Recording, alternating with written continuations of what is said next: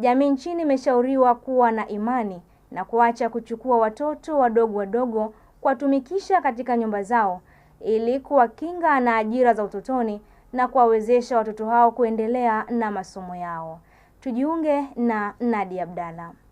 Ushauri huo umetolewa na mashehe wa shehia tofauti za wilaya Magharibi B walipokuwa wakizungumza na waandishi wa habari kuhusu kutokomeza wimbi la ajira za watoto katika jamii. Wamesema ni vyema jamii kuondoa muhali na kutoa ushirikiano kwa viongozi wa shehia wanapobaini mwananchi yoyote anawatumikisha watoto kinyume na sheria za kazi ili kuweza kulitafutia ufumbuzi wa haraka suala hilo.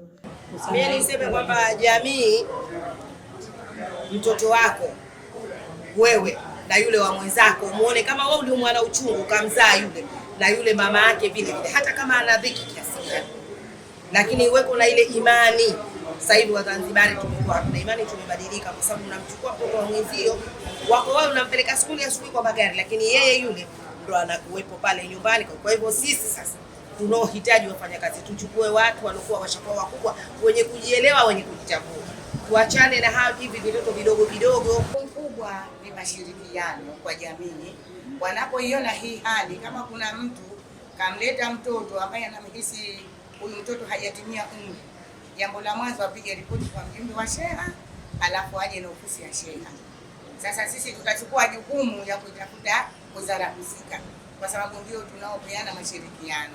Aidha, mashehe hao wameomba uongozi wa bandari Tanzania bara kushirikiana na bandari ya Zanzibar ili kudhibiti uingiaji wa watoto kutoka mikoa mbalimbali kwa ajili ya kuja Zanzibar kufanya kazi za ndani, kwani kumekuwa na uingiaji wa watoto chini ya umri wa miaka 18 kuja kufanya kazi za majumbani, ambapo kufanya hivyo ni kosa kisheria. Clip.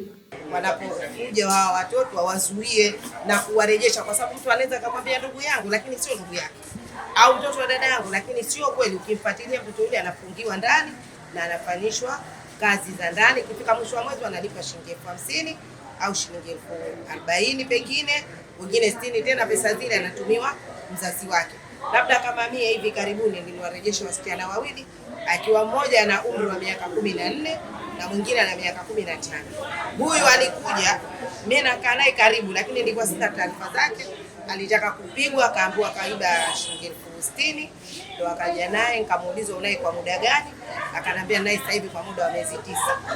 Kwa ule utaratibu kwa mie sheha, mimi ndio kifanya ni kumdai kwamba nauli ya kumpeleka kwao, kumsafirisha, na nauli ya mtu ambaye atatoka naye hapa hakikisha mpaka anampeleka kwao Tabora. Kwa hivyo tulipiga penalty kama 350,000 na kweli alipelekwa mpaka kwao, akakabidhiwa kwa wazazi wake. Waombe wazidi kuendelea, lakini vile vile ninaombi kutoka Tanzania bara. Tanzania bara bado kuna changamoto, ushirikiano haupo, na wao wafanye mashirikiano kama walivyofanya hapa watu wa bandari Zanzibar, ili hili wimbi lipungue. Watu wa bandari, kwa sababu hawa wote wanaopita ni maeneo ya bandarini. Kuna shida bandarini, kwa sababu watoto wote wanaosafirishwa wanapita bandarini. Hakuna sehemu nyingine ambazo zinazopitishwa, hata na hizi nyingine Panya Road hizi kwenye sehemu ambazo zinazokuwa sio kama Mkokotoni, ya maeneo yale ya bahari Bubu, bandari Bubu, watu pia huwa watoto wanapitishwa, na akija anakwambia ni ndugu yake, lakini sio kweli kama ni ndugu yake. Hawa atakwambia ni mamake mdogo, lakini sio kweli. Ukifuatilia utamuona watoto mpaka miaka 10 wanatumikishwa ndani ya majumba.